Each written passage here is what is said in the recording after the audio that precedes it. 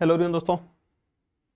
हम्म तो चलिए शुरू कर लेते हैं। ठीक है, हम दोस्तों क्या पढ़ रहे थे, इंडियन हिस्ट्री की जो है हमारी पहली क्लास जो है कल हुई थी, जिसमें हमने पीवाईक्यूज और सिलेबस जो है वो जाना था।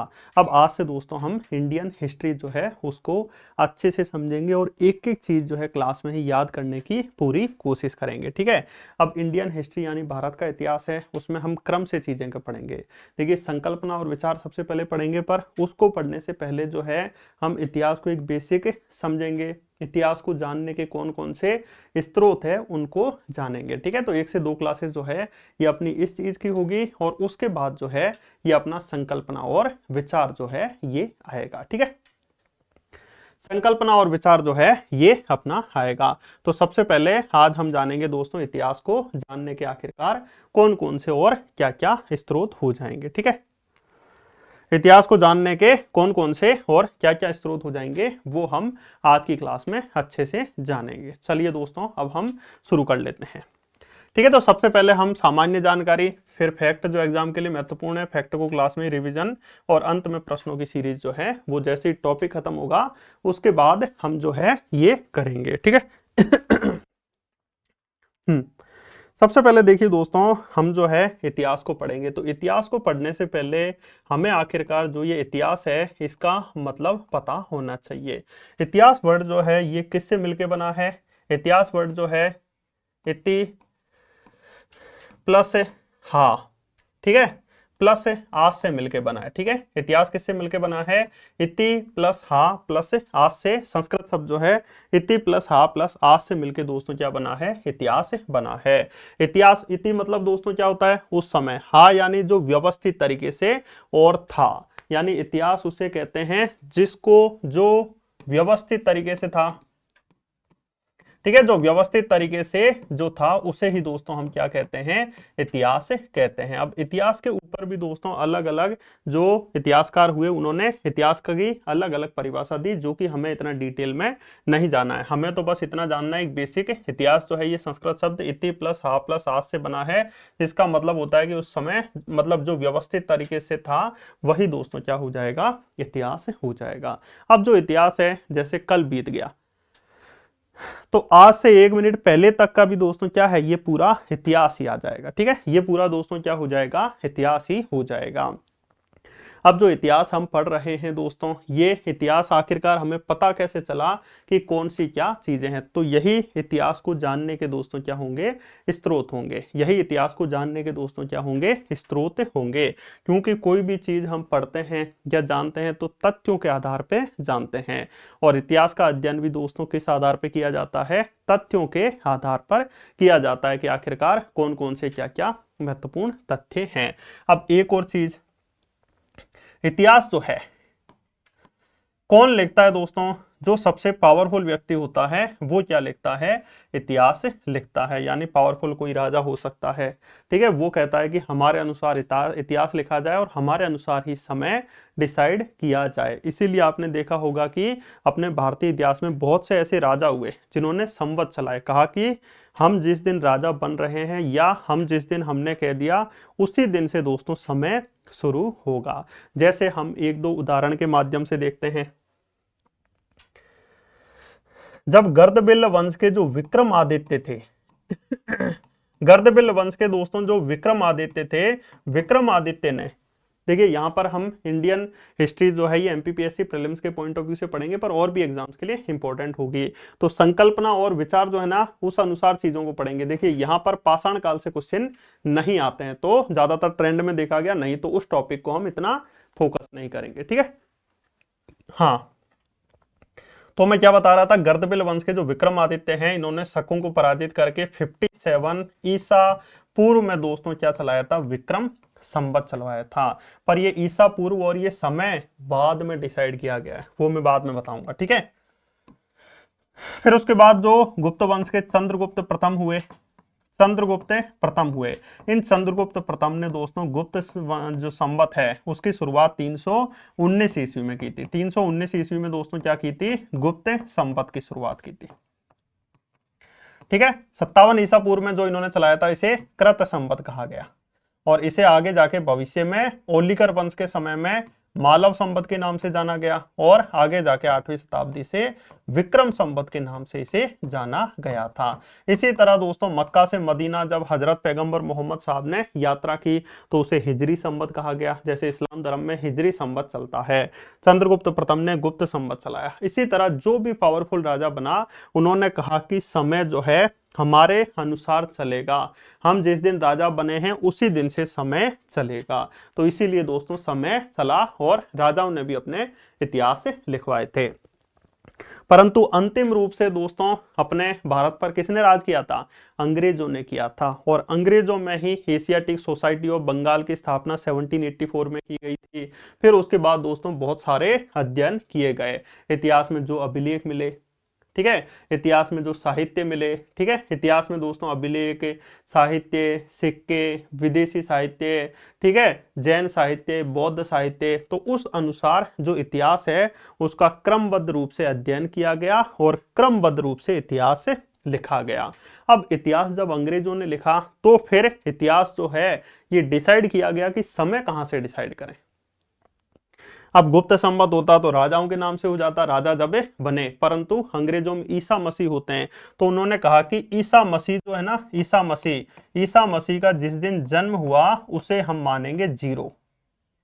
क्योंकि इतिहास में पहले भी बहुत सारी घटनाएं खोजी अंग्रेजों ने और खोज भी रहे थे लगातार, तो उन्होंने माना कि ईसा के जन्म जो है उनकी घटना को 0 माना और ईसा मसीह के जन्म के बाद 1 2 3 चलेगा और ईसा मसीह के जन्म से पहले जो है ये ऐसे चलेगा 1 2 3 4 5 6। इसी तरह यहां पर भी 1 2 3 4 5 6 हो जाएगा, ठीक है। ये ईसा मसीह के जन्म से पहले की घटनाएं, ये ईसा मसीह के जन्म के बाद की घटनाएं हो जाएंगी। अब हम इतिहास यहां से शुरू करेंगे, तो हम तो चलेंगे ना तो ऐसे चलेंगे, इसीलिए समय जो है उल्टा चलेगा, समय सीधा ही चल रहा है उस अनुसार, पर हम इतिहास यहां से शुरू करते हैं। तो सबसे पहले हम सिंधु घाटी सभ्यता, फिर वैदिक सभ्यता, तो वो समय जो है ऐसे ही चल रहा है पर नंबर्स ऐसे लिखे हुए हैं, जिससे भविष्य में और भी बहुत लंबा इतिहास है अपना, ठीक है, वो हम जानेंगे। अभी तो समझो कि ईसा मसीह के जन्म को 0 माना और 0 जो है उस अनुसार आगे 1 2 3 और ये पीछे आगे वर्तमान में चल रहे हैं हम 2025 तक, ठीक है। और हजारों साल पहले मानव इतिहास की खोज हुई, तो ये तो चलता ही रहेगा उल्टा, ठीक है। अब देखिए दोस्तों, इसे हम क्या कहते हैं? एडी, एनो डोमिनी, ठीक है, और इसे दोस्तों क्या कहते हैं? बीसी, ठीक है, इसे बीसी कह देते हैं या फिर बीसीई भी इसे कह देते हैं, ठीक है। तो ये याद रखना, एडी और बीसी, ये अभी बस बेसिक मैं आपको समझा रहा हूं और भी अभी अच्छे से मैं आपको समझा दूंगा, ठीक है। तो इतना समझ में आया कि जो इतिहास है अंग्रेजों ने लिखा तो उस आधार पर इतिहास में ईसा मसीह के जन्म को 0 माना और ये बिफोर क्राइसिस और ये एनो डोमिनी हो जाएगा, ठीक है। एनो डोमिनी और बिफोर क्राइसिस हो जाएगा, बीसी और एडी हो जाएगा, ठीक है। इतना समझ में आ गया? ठीक है। चलिए अब देखिए दोस्तों, अब इतिहास क्या है? इतिहास वह विद्या है जो भूतकाल की तय सत्य घटनाओं का दोस्तों क्या करती है? अध्ययन करती है। तो इतिहास ऐसी एक विद्या है जो भूतकाल में जो भी घटनाएं हुई है, सत्य घटनाएं, उनका क्या करती है दोस्तों? अध्ययन करती है। अब दोस्तों जो ये हिस्ट्री शब्द है, हिस्ट्री शब्द जो है इसकी उत्पत्ति ग्रीक भाषा के हिस्टोरिया शब्द से हुई है। ग्रीक भाषा के हिस्टोरिया शब्द से हुई है, जिसका मतलब क्या है? मानव अतीत के अन्वेषण द्वारा प्राप्त ज्ञान हो जाएगा, ठीक है। मानव का जो अतीत है उसके अन्वेषण द्वारा प्राप्त ज्ञान ही दोस्तों क्या है? हिस्टोरिया। हिस्टोरिया सबसे ही दोस्तों क्या बना है? हिस्ट्री हो जाएगा। और हिस्ट्री का मतलब दोस्तों क्या हो जाएगा? इतिहास हो जाएगा, ठीक है। अब दोस्तों अपने भारत में तो खोज हो रही थी पर भारत का इतना विकास नहीं हो पाया। इधर दोस्तों जो यूनान है, ग्रीस है, यहाँ पर दोस्तों बहुत सारे जैसे प्लेटो हुए, अरस्तु हुए, सुकरात हुए, ठीक है। यहीं पर दोस्तों आपको याद रखना है हेरोडोटस नाम के एक इतिहासकार हुए। उन्होंने ही सबसे पहले दोस्तों एक युद्ध का इतिहास के रूप में अच्छे से वर्णन लिखा था अपनी पुस्तक, किसमें दोस्तों? हिस्ट्रीज में, ठीक है, ठीक है। अपनी पुस्तक कहां गई इसकी? इनकी जो पुस्तक है हिस्टोरिका, ठीक है। इनकी पुस्तक दोस्तों कौन सी हो जाएगी, याद रखना, हेरोडोट्स की पुस्तक हिस्टोरिका हो जाएगी। इसी हिस्टोरिका पुस्तक में इन्होंने इतिहास का व्यवस्थित तरीके से लिखा, तो इसीलिए दोस्तों ये वर्ड आ गया, हिस्ट्री समझ में आ गया। हिस्ट्री हिस्टोरिया से आया, जिसका मतलब मानव अतीत के अन्वेषण द्वारा प्राप्त ज्ञान हो जाएगा। उसके बाद याद रखना, इतिहास का पिता किसे कहा जाता है, हेरोडोट्स को, क्योंकि हेरोडोट्स ने अपनी पुस्तक जो हिस्टोरिका है उसमें हिस्ट्री का अध्ययन किया था, यानी लिखा था। ठीक है, ध्यान रखना। सिसरो ने दोस्तों इतिहास का पिता किसे कहा था, हेरोडोट्स को कहा था। ठीक है, ये रहे हेरोडोट्स हो जाएंगे। ठीक है, इन्होंने ही दोस्तों जो हिस्ट्रीज या हिस्ट्री शब्द है इसका सबसे पहले प्रयोग भी किया और हिस्ट्री अपनी पुस्तक हिस्टोरिका में लिखी, इसीलिए इन्हें हिस्ट्री यानी इतिहास का जनक भी कह दिया जाता है। ठीक है, इसीलिए इन्हें याद रखना दोस्तों, इतिहास का जनक या इतिहास का पिता किसको कहा जाता है, हेरोडोट्स को। इन्होंने कौन सी पुस्तक लिखी, हिस्टोरिका हो जाएंगे। कहाँ के हो जाएंगे, ग्रीस यूनान के। ये अपना भारत है समझ लो, इस हिसाब से हम इस तरफ जाएंगे ना दोस्तों, तो ये पाकिस्तान, अफगानिस्तान, ईरान, इराक होते हुए ये ग्रीस हो जाएगा। ठीक है, यूनान हो जाएगा। यूनान से ही तो दोस्तों यूनानी भी आए थे, पता है, अपने भारत में सबसे पहले रात में आएंगे, तो ईरानियों ने भारत पर आक्रमण किया। सबसे पहले भारत में ईरानी आए, ईरानियों के बाद दोस्तों कौन आए, यूनानी। ठीक है, ईरानियों के बाद कौन आए, यूनानी आ गए थे। तो ईरानी, यूनानी, फिर दोस्तों कौन आए थे, यवन आए थे। ठीक है, फिर यवन के बाद शक हो जाएंगे, शकों के बाद पल्लव हो जाएंगे। ठीक है, पल्लवों के बाद दोस्तों कुषाण हो जाएंगे, और इस तरह दोस्तों भारत का इतिहास जो है वो आगे बढ़ेगा। ठीक है, तो ईरानी, यूनानी, यवन, शक, पल्लव, कुषाण, और फिर धीरे धीरे अरब जो है भारत में आए थे। ठीक है, तो ये समझ में आ गया। तो इतिहास का पिता किसे कहा जाता है, हेरोडोट्स को। हेरोडोट्स ने कौन सी पुस्तक लिखी, हिस्टोरिका हो जाएगी, ये आपको ध्यान रखना है। और हेरोडोट्स जो है इन्होंने हिस्ट्री शब्द का सबसे पहले प्रयोग किया। अब अपने वेदों में हम बात करें तो 4 वेद हैं। कौन कौन से, ऋग्वेद, यजुर्वेद, सामवेद और अंतिम वेद अथर्ववेद। इस अथर्ववेद में भी सबसे पहले इतिहास शब्द जो है उसका उल्लेख किया गया है। ठीक है, जबकि जो छांदोग्य उपनिषद है, उपनिषद पता है ना दोस्तों, वैदिक साहित्य में वेद लिखे गए ब्राह्मण ग्रंथ। ठीक है, वेद ब्राह्मण ग्रंथ हो जाएंगे। ठीक है, इसके अलावा अरण्यक हो जाएंगे, और फिर ये उपनिषद हो जाएंगे। तो उपनिषद, इनको वेदांत भी कहा जाता है, वेदों के अंत में ये लिखे गए थे। तो जिसमें दोस्तों जो छांदोग्य उपनिषद है ना, उसमें इतिहास को पंचम वेद कहा गया है। तो एक छंद यानी उपनिषद 108 है। ठीक है, 108 एम्बुलेंस होती है, तो एम्बुलेंस में उपनिषद रखे, ऐसे विजुअल करो, और हमने वहां छेद कर दिया। तो जो छांदोग्य उपनिषद है उसमें इतिहास को क्या कहा गया, पंचम वेद कहा गया। टोटल वेद कितने हैं, 4, ऋग्वेद, यजुर्वेद, सामवेद और अथर्ववेद हो जाएंगे। ठीक है, तो ऋग्वेद, यजुर्वेद, सामवेद और अथर्ववेद हो जाएंगे। इसके अलावा ये 4 वेद हो जाएंगे। इसके अलावा याद रखना दोस्तों, ये हिस्टोरिका के पुस्तक कौन हो जाएंगे, हेरोडोट्स, जिन्हें इतिहास का जनक कहा जाता है। और इतिहास वही दोस्तों भूतकाल की सत्य घटनाओं पर आधारित अध्ययन ही दोस्तों क्या कहलाता है, एक तरह से इतिहास कहलाता है। ठीक है, इतना बेसिक सभी को समझ में आ चुका होगा। ये क्या हो गया इधर, हाँ अब देखो दोस्तों, ये समझिए एडी और बीसी, बेसिक सभी को समझ में आ गया।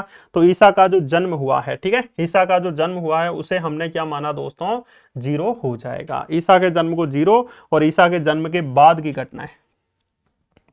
ठीक है, एडी या फिर सीई मतलब कॉमन इरा हो जाएगी, और कॉमन इरा से पहले तो ये बीसीई हो जाएगी, बीसीई हो जाएगी। ठीक है, ये कॉमन इरा से पहले हो जाएगी बीसीई। तो समझ जाओ 0 यहां पर होगा। अब 0 दोस्तों यहां पर होगा, पर अपने भारतीय इतिहास में 0 कहां से शुरू हुआ था, तो देखो सबसे पहले हमने जाना पाषाण काल, फिर हमने जानी हड़प्पा सभ्यता, फिर जानी वैदिक सभ्यता, फिर महाजनपद का उदय हुआ, तो हर्यक वंश, शिशुनाग वंश, नंद वंश, मौर्य वंश आया था, याद करो। मौर्य वंश के बाद शुंग वंश आया था, शुंग वंश के बाद कर्ण वंश। इसी कर्ण वंश के बाद से कुछ समय बाद दोस्तों जो इतिहास होगा अपना, वो क्या होगा, वो ईस्वी में शुरू हो जाएगा। ठीक है, तो ये ध्यान रखना। तो ईसा के मसीह के जन्म से पहले ये, और जन्म के बाद दोस्तों कौन सी घटनाएं हो जाएंगी, जो मैंने आपको अच्छे से समझा दी। ठीक है, तो ये बेसिक सभी को समझ में आ गया। 0 यहाँ पे ये एनो डोमिनी कॉमन इरा, और ये बीसी हो जाएगा। याद रखना बिफोर कॉमन इरा, बीसीई या कहीं कहीं बीसी लिखा है। हिंदी में क्या लिखा होगा दोस्तों, ईसा पूर्व। हिंदी में क्या लिखा होगा, ईसा पूर्व हो जाएगा। ठीक है, वैसे हिंदी में ईसा पूर्व होगा और आगे के लिए ईस्वी लिखा होगा। तो समझ जाना, जैसे कहीं पर लिखा है दोस्तों 100 ईसा पूर्व, 100 ईसा पूर्व, 100 ईसा पूर्व का मतलब दोस्तों क्या है, ईसा के जन्म से 100 साल पहले। ठीक है, अब जैसे लिखा कि विक्रमादित्य जो है, गर्दबिल वंश के जो विक्रमादित्य हैं, इन्होंने 57 ईसा पूर्व में विक्रम संवत चलाया था। ईसा पूर्व है, इसका मतलब दोस्तों क्या है, इसका मतलब कि ईसा मसीह के जन्म से 57 साल पहले यहां पर आपको ध्यान रखना है कि विक्रमादित्य ने विक्रम संवत चलाया था। पर विक्रमादित्य ने ये थोड़ी लिखा था कि मैंने 57 ईसा पूर्व में चलाया। समय तो अंग्रेजों ने बाद में जब व्यवस्थित इतिहास का अध्ययन किया ना, तब कहा, विक्रमादित्य ने कहा कि आज से ये कृत संवत चलेगा। ठीक है, इसी तरह ईसा मसीह के जन्म के 319 साल बाद 319 ईस्वी में दोस्तों क्या चला था, गुप्त संवत चला था। ठीक है, तो ईसा मसीह के जन्म के 319 साल बाद गुप्त संवत चला, जबकि 57 साल पहले जो है ईसा, ये क्या कहते हैं, विक्रम संवत चला था। ठीक है, यहां पर विक्रम संवत हो जाएगा और वहां पर आपको याद रखना है गुप्त संवत हो जाएगा। ठीक है, ये विक्रम संवत हो जाएगा और साथ ही साथ आपको ध्यान रखना है दोस्तों, ये गुप्त संवत हो जाएगा। ठीक है, गुप्त संवत आपको याद रखना है। इतना बेसिक सभी को समझ में आ गया। चलिए दोस्तों, अब हम सही तरीके से इतिहास को पढ़ लेते हैं। देखिए, भारत के इतिहास को एक इतिहासकार हुए जिसका नाम है जेम्स मिल हो जाएगा।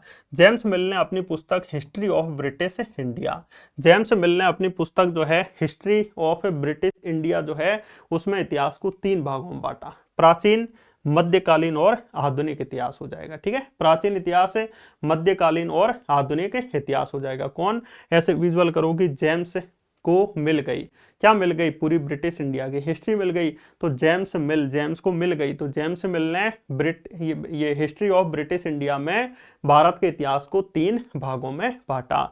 अब भारत के इतिहास को 3 भागों में किस आधार पर बांटा गया, पता है आपको? भारत का जो इतिहास है उसे कितने भागों में बांटा गया, 3 भागों में बांटा गया। किस आधार पर बांटा गया दोस्तों, तो आप सभी को अच्छे से ध्यान रखना है। इतिहास का आधार देखा गया कि वहां की राजनीतिक व्यवस्था कैसी है, आधार देखा गया कि वहां की राजनीतिक व्यवस्था कैसी है, आधार देखा गया कि वहां की सामाजिक व्यवस्था कैसी है, आधार देखा गया कि वहां की धार्मिक व्यवस्था कैसी है। तो राजनीतिक, सामाजिक, धार्मिक, आर्थिक व्यवस्था कैसी है, इस आधार पर हमने इतिहास को बांटा। तो इतिहास में हमने देखा दोस्तों कि पाषाण काल से लेके लगभग 711-12 ईस्वी यानी 8वीं शताब्दी तक हमने देखा दोस्तों कि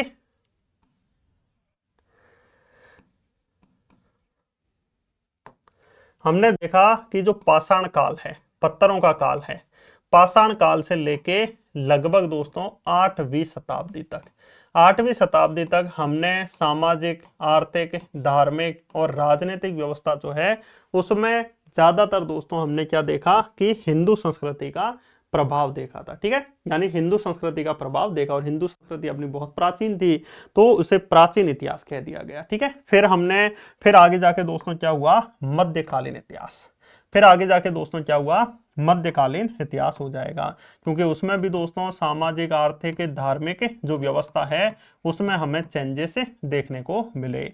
ये शुरू होती है 8वीं शताब्दी यानी 711-12 के बाद से, और लगभग चलती है दोस्तों आप मान के चलिए 18वीं शताब्दी तक, 18वीं शताब्दी, क्योंकि औरंगजेब की मृत्यु के बाद जो है ये सामाजिक, आर्थिक, धार्मिक, राजनीतिक व्यवस्था में अंग्रेजों का प्रभाव बढ़ता गया था। और अंग्रेजों ने दोस्तों जो अपना खुद का इतिहास है, अंग्रेजों ने अपना खुद के इतिहास को दोस्तों क्या कहा, अंग्रेजों ने अपने खुद के इतिहास को कहा कि हम आधुनिक हैं, हम मॉडर्न हैं। ठीक है, तो यहां पर भी धार्मिक, सामाजिक, राजनीतिक व्यवस्था में चेंजेस हुआ। इसीलिए दोस्तों इतिहास को हमें आसानी से समझने के लिए 3 भागों में बांटा, प्राचीन, मध्यकालीन और आधुनिक इतिहास हो जाएगा। ठीक है, प्राचीन इतिहास हो जाएगा, मध्यकालीन हो जाएगा और आधुनिक इतिहास हो जाएगा। राजनीतिक, सामाजिक, धार्मिक, आर्थिक व्यवस्था में जो चेंजेस हुए, इस आधार पर जेम्स मिल ने अपनी पुस्तक हिस्ट्री ऑफ ब्रिटिश इंडिया जो है उसमें याद रखना दोस्तों, इतिहास को 3 भागों में बांटा। यहाँ पर पूरी हिंदू की राजनीतिक, सामाजिक, धार्मिक, आर्थिक व्यवस्था देखने को मिलेगी, यहाँ मुस्लिमों की और यहाँ पर अंग्रेजों की हो जाएगी। ठीक है, तो इस आधार पर हमने इतिहास जो है उसको 3 आधारों पर बांटा था। अब देखिए दोस्तों, लेखन के आधार पर हम इतिहास को बात करें तो लेखन के आधार पर जो इतिहास है वो 3 भागों में बांटा गया है। ठीक है, ये तो राजनीतिक, आर्थिक, सामाजिक, धार्मिक व्यवस्था के आधार पर हमने इतिहास बांटा। अब देखिए लेखन के आधार पर, लेखन के आधार पर हम भारत के इतिहास को बात करें तो कितने भागों में बांटा गया। लेखन के आधार पर हम बात करें तो जो भारत का इतिहास है उसे कितने भागों में बांटा गया है। तो लेखन के आधार पर भारत के इतिहास को आपको अच्छे से ध्यान रखना है। हमने कितने आधारों पर बांटा, तो लेखन के आधार पर भारत के इतिहास को हमने 3 भागों में बांटा। कौन कौन सा इतिहास हो जाएगा।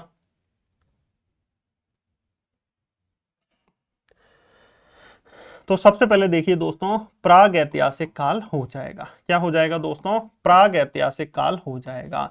प्राग ऐतिहासिक काल वो काल होता है, प्रागैतिहासिक काल वो काल होता है जिसमें हमें पुरातात्विक साक्ष्य मिले। पुरातात्विक मतलब पत्थर वगैरह के साक्ष्य मिले, जब खुदाई हुई, उत्खनन हुआ, खोजा गया तो हमें पुरातात्विक साक्ष्य तो मिले, परंतु वहां पर हमें पुरातात्विक साक्ष्य तो मिले, परंतु याद रखना दोस्तों वहां पर हमें लिखित साक्ष्य नहीं मिले। ठीक है, पुरातात्विक साक्ष्य तो मिले पर वहां पर हमें लिखित साक्ष्य जो है नहीं मिले। तो उस काल को दोस्तों क्या कहा जाता है, प्रागैतिहासिक काल। क्या अपना इतिहास का ऐसा कोई समय है, काल यानी समय, जिस समय हमें पुरातात्विक साक्ष्य तो मिले परंतु लिखित साक्ष्य नहीं मिले। लिखित साक्ष्य क्यों नहीं मिलेंगे, क्योंकि उस समय लिपि का प्रयोग हुआ ही नहीं था, बस आम बोलचाल, या फिर दोस्तों पुरातात्विक रूप में कुछ चित्रकारी वगैरह कर दी, इस आधार पे हमें जानकारी मिल जाए। तो ऐसा कोई इतिहास में समय है जो इसके लिए अच्छा उदाहरण बैठता है, तो बिल्कुल है ना सर। कौन सा हो जाएगा, याद रखना दोस्तों, पाषाण काल। याद रखना पाषाण काल हो जाएगा, पत्थरों का काल, जहां हमें दोस्तों, अब देखिए शुरुआत में मनुष्य का विकास हो रहा है।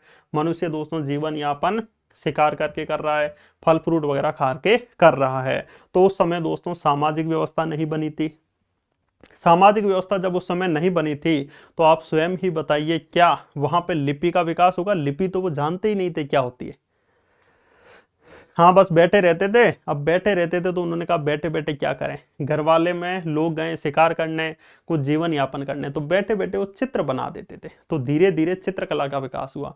पहले बड़े बड़े औजार थे, ठीक है, हस्तकुटार हो जाएगा, ये सारी चीजें हो जाएंगी, और फिर छोटे छोटे छोटे छोटे औजार बनते गए। तो औजार भी छोटे छोटे हुए तो उससे चित्रकारी भी पत्थरों पे होने लग गई थी। ठीक है, और इसके साक्ष्य हमें प्रमुख रूप से भीमबेटका की गुफाओं में भी देखने को मिलते हैं। ठीक है, तो प्रागैतिहासिक काल कौन सा काल हो जाएगा, जिसमें हमें पुरातात्विक साक्ष्य तो मिलते हैं परंतु लिखित साक्ष्य नहीं मिलते। पुरातात्विक साक्ष्य तो मिलते हैं परंतु लिखित साक्ष्य नहीं मिलते। एक इसका अच्छा उदाहरण हो जाएगा पाषाण काल हो जाएगा। ठीक है, पाषाण काल हो जाएगा। अब दोस्तों ये जो प्रागैतिहासिक काल है,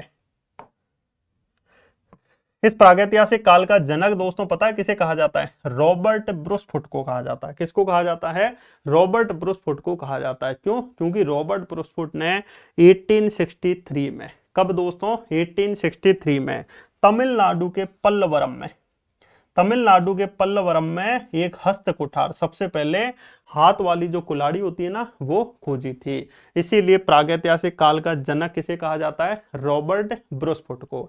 ऐसे याद रखो, रॉबर्ट वॉबर्ट ब्रुस करके सुबह उठे और उठ के दोस्तों हाँ कुल्हाड़ी खोजने चले गए। तो रॉबर्ट ब्रुसफुट जो है इसे प्रागैतिहासिक काल का जनक कहा जाता है। समझ में आ गया। प्रागैतिहासिक एक काल है, वो समय के आधार पर बांटा है कि जहां पर मतलब लेखन कला के आधार पे, जहां पुरातात्विक साक्ष्य हमें मिलेंगे और लिखित साक्ष्य नहीं मिलेंगे ना, वो सारे प्रागैतिहासिक काल के अंतर्गत आएंगे। इसका उदाहरण है पाषाण काल हो जाएगा। ठीक है, पाषाण मतलब पत्थर, काल यानी समय, पत्थरों वाला समय हो जाएगा। ठीक है, हाँ, प्रागैतिहासिक काल के बाद आइए दोस्तों आद्य ऐतिहासिक काल। प्रागैतिहासिक काल के बाद दोस्तों क्या हो जाएगा, आद्य ऐतिहासिक काल हो जाएगा। प्रागैतिहासिक काल के बाद दोस्तों क्या हो जाएगा, आद्य ऐतिहासिक काल हो जाएगा। आद्य ऐतिहासिक काल की हम बात करें तो आद्य ऐतिहासिक काल की हम बात करें तो यहां पर आप सभी को अच्छे से ध्यान रखना है दोस्तों, जो आद्य ऐतिहासिक काल है इसमें पुरातात्विक साक्ष्य जो है, आद्य ऐतिहासिक काल जो है इसमें याद रखना दोस्तों, हमें पुरातात्विक साक्ष्य जो है,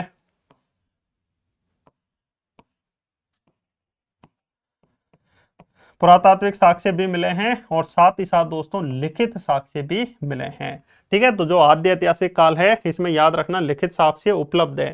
ठीक है, तो पुरातात्विक साक्ष्य भी मिले हैं और लिखित साक्ष्य भी मिले हैं, परंतु लिखित साक्ष्य जो है इनकी जो लिपि है, लिपि, इस लिपि को जो है ये हम नहीं पढ़ पाए हैं, लिपि को जो है ये हम नहीं पढ़ पाए हैं। सर लिपि क्या होती है, लिपि को नहीं पढ़ पाए हैं। ठीक है, ध्यान रखना, मतलब सॉरी, हाँ, इसकी लिपि को, आद्य ऐतिहासिक काल कौन सा काल होगा जिसमें पुरातात्विक साक्ष्य भी मिले हैं, लिखित साक्ष्य मिले हैं, परंतु जो लिखे हुए साक्ष्य है ना उनकी लिपि को नहीं पढ़ पाए। इसका एक अच्छा उदाहरण है दोस्तों हड़प्पा सभ्यता। इसका एक अच्छा उदाहरण दोस्तों कौन सा हो जाएगा, हड़प्पा सभ्यता। इसे सिंधु घाटी सभ्यता भी कह दिया जाता है, जिसे कांस्य सभ्यता भी कह दिया जाता है, तो ये हड़प्पा सभ्यता हो जाएगा। जो ये हड़प्पा सभ्यता है ना दोस्तों, यहां पर हमें जो लिपि है ना, लिपि का विकास तो हो गया था, पर जो लिपि है उसको हम समझ नहीं पाए। लिपि क्या होती है पहले ये समझो, देखो लिखने की जो कला होती है ना वो एक तरह से लिपि होती है, जैसे ब्राह्मी लिपि है, खरोष्टी लिपि है, देवनागरी लिपि है, ये लिखने की जो शैली है वो लिपि हो जाएगी। अब दोस्तों जो हड़प्पा सभ्यता में जो लिखने की शैली जो है, जो लिखा गया है ना, वो हम समझ ही नहीं पाए कि आखिरकार इसका मतलब क्या है, तो वो आद्य ऐतिहासिक काल के अंतर्गत आ जाएगा। और अब आइए दोस्तों ऐतिहासिक काल, अब क्या हो जाएगा दोस्तों, ऐतिहासिक काल। ऐतिहासिक काल ऐसा काल है जिसमें दोस्तों पुरातात्विक साक्ष्य भी मिले, ऐतिहासिक काल ऐसा काल है जिसमें हमें पुरातात्विक साक्ष्य भी मिले। ठीक है, इसके अलावा हमें लिखित साक्ष्य भी मिले और दोनों की लिपि जो है हम पढ़ चुके हैं, यानी पूरा जो इतिहास का वर्णन हम ऐतिहासिक काल के अंतर्गत ही करेंगे। तो प्रागैतिहासिक काल में पाषाण काल तक आ जाएगा, फिर आद्य ऐतिहासिक काल में हड़प्पा सभ्यता और ऐतिहासिक काल में सब कुछ आ जाएगा। ठीक है अब आप कहोगे सर वैदिक सभ्यता को कहां रखें। देखो वैदिक सभ्यता को लेके तो इतिहासकारों के बीच भी मतभेद है कि आखिरकार कहां रखा जाए, क्योंकि वैदिक सभ्यता में जो लिपि है ना उसको हम उस समय तो नहीं पढ़ पाए, पर बाद में जरूर पढ़ पाए। ठीक है, बाद में जो है जरूर पढ़ पाए, तो बाद में जरूर पढ़ पाए तो यहां रखें क्या, तो फिर यहाँ पुरातात्विक साक्ष्य वहां की जानकारी नहीं मिलती हमें। तो वैदिक सभ्यता को लेकर इतिहासकारों के बीच खुद ही मतभेद है कि हम इसे आद्य ऐतिहासिक काल के अंतर्गत रखें या ऐतिहासिक काल के अंतर्गत रखें। ठीक है, तो ये इतिहास का अध्ययन जो है लेखन कला के आधार पर 3 प्रकार से होता है, प्रागैतिहासिक, आद्य ऐतिहासिक और पूर्ण ऐतिहासिक। प्रागैतिहासिक में पुरातात्विक साक्ष्य मिलते हैं, लिखित साक्ष्य नहीं। पाषाण काल लिखित साक्ष्य उपलब्ध है परंतु लिपि अभी तक नहीं पढ़ पाए, और ऐतिहासिक काल में पुरातात्विक और साहित्यिक दोनों साक्ष्य मिलते हैं। ठीक है वैदिक सभ्यता से आगे का काल जो है ये ऐतिहासिक काल हो जाएगा। ठीक है, इतना समझ में आ गया। तो राजनीतिक, सामाजिक, आर्थिक, धार्मिक व्यवस्था के आधार पर प्राचीन, मध्यकालीन, आधुनिक इतिहास और लेखन के आधार पर याद रखना प्रागैतिहासिक काल, आद्य ऐतिहासिक और पूर्ण ऐतिहासिक काल हो जाएगा। अब जो इतिहास हम शुरू कर रहे हैं, तो इतिहास जो मैंने पढ़ा, आपने पढ़ा या और किसी ने पढ़ा, ये हमने कैसे पढ़ा, हमें कुछ तथ्य मिले तभी तो हमने पढ़ा। तो इतिहास को हम जानना चाहेंगे तो हमें उन तथ्यों के बारे में पता लगाना पड़ेगा कि कौन कौन से तथ्य मिले हैं, तो वही तो इतिहास को जानने के स्रोत होंगे। अब इतिहास को जानने के दोस्तों 2 तरह के स्रोत होंगे।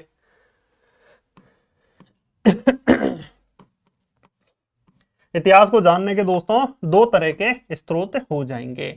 इतिहास को जानने के दोस्तों 2 तरह के स्रोत हो जाएंगे। एक तो दोस्तों हो जाएंगे पुरातात्विक स्रोत, एक तो कौन हो जाएंगे, पुरातात्विक स्रोत हो जाएंगे।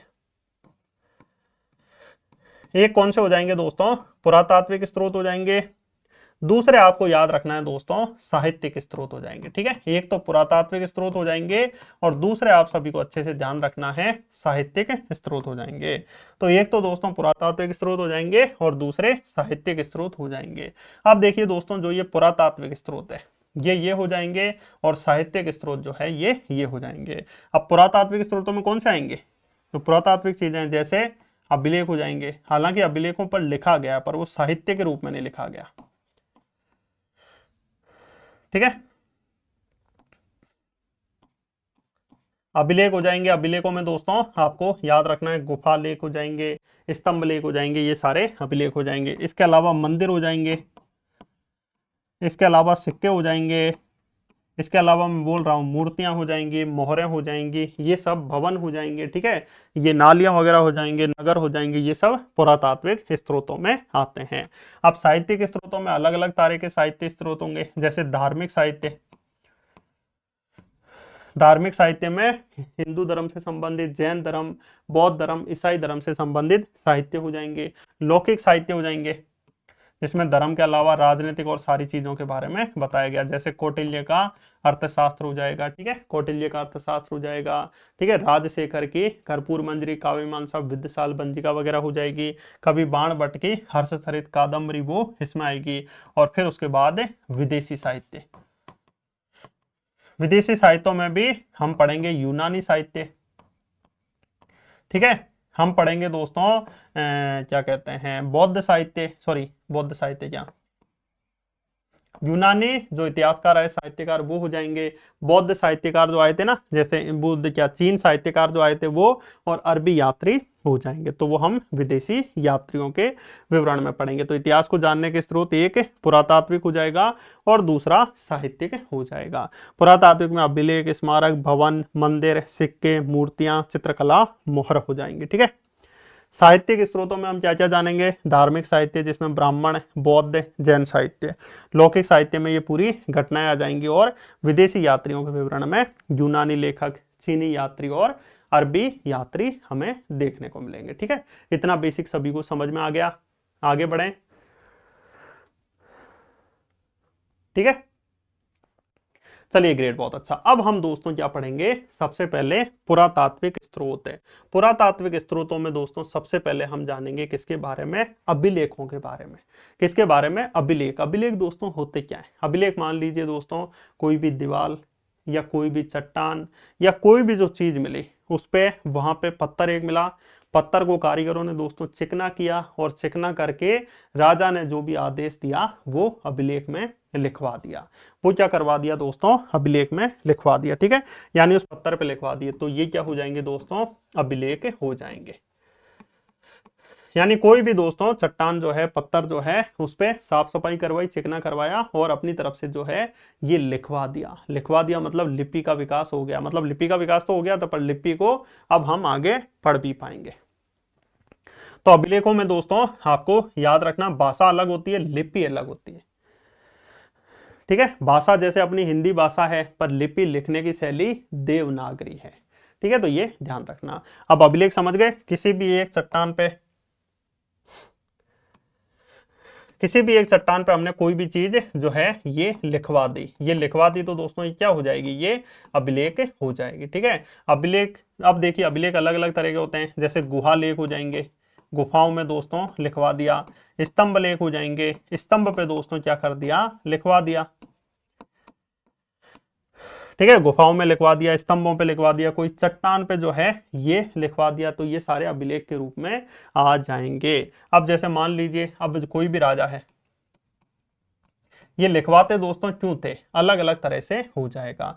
अब जहां पर मान लीजिए राजा का जहां तक साम्राज्य है, अब उसे प्रजा तक कोई जानकारी पहुंचानी है तो वो अभिलेख के रूप में लिखवा देता था। या फिर कोई उसने चीज वहां बनवाई है तो वो अभिलेख के रूप में लिखवा देता था। या कोई युद्ध या संधि, प्रशंसा, बहुत अच्छी चीज की है तो वो अभिलेख के रूप में वहां पर लिखवा देता था।